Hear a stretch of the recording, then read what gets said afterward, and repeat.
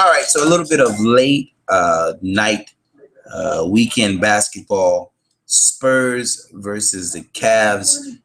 Kyrie Irving dropping 57 on the Spurs. A fucking crazy game. Let's look at some of these fucking stats real quick, because this was a sick fucking game. Hold on, let's take a look at some of these stats. Fuck, that's not the stats that I want to show. All right, there we go. LeBron James with 31 points. Kyrie Irving with 57. Tristan Thompson with 12 points. So it was basically Kyrie Irving, LeBron James, and a bunch of guys. Kevin Love only had 8 points in this game. What did he have? 8 points and 5 boards. I don't know how much of this offense he really feels like he is. I don't know. I have no idea. Timothy Mozgov with 10 points and 6 boards.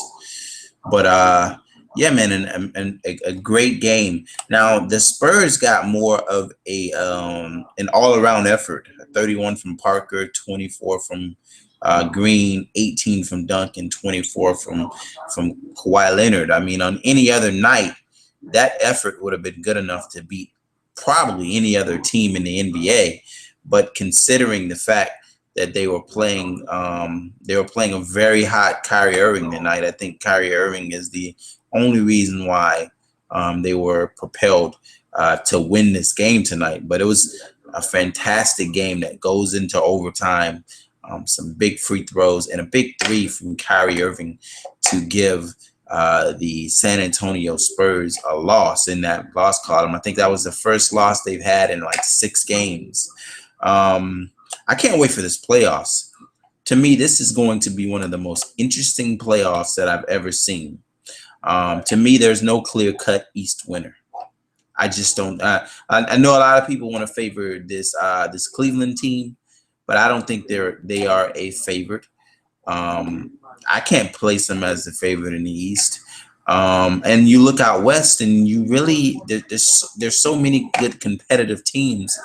So I have a problem naming a team that's going to win it all in the West. So I mean, this is going to be one of the most competitive playoffs that I've ever seen. Like for the last 4 years, it's been us. It's been the Miami Heat.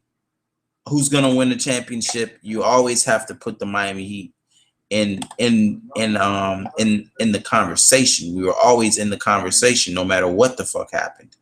But this year, there's so many teams that could possibly win this championship. This is going to be an amazing year for basketball fans when the playoffs comes. I think this is going to be a year that we look at the playoffs and there's so much intrigue, because I don't think there's been a lot of intrigue. Even though I'm a Heat fan, I'm a Heat lifer. I've been a Heat fan ever since I was a little kid. These last 4 years, we knew who was coming out of the East, pretty much. We knew who was coming out of the East. We have no idea who's coming out of the East this year.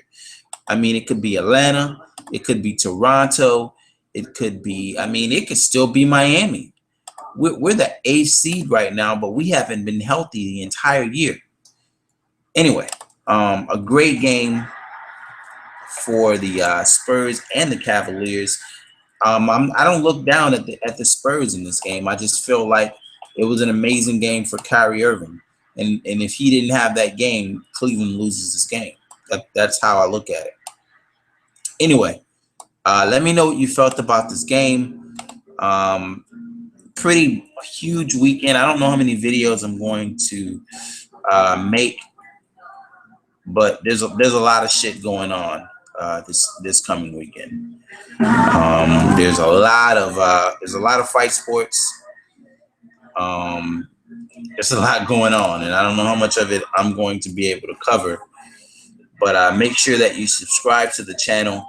Let's talk basketball, man. We're getting ready to head into the playoffs, which is by far the most exciting environment around basketball, and we'll get to see just how this thing shaked out. But an amazing game for Uncle Drew, man. He dropped 57 tonight on the Spurs, which isn't a easy task, but he was able to do that shit.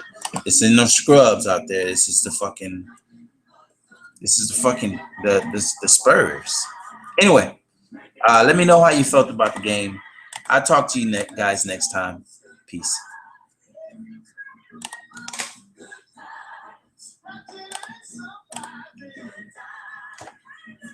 Fuck.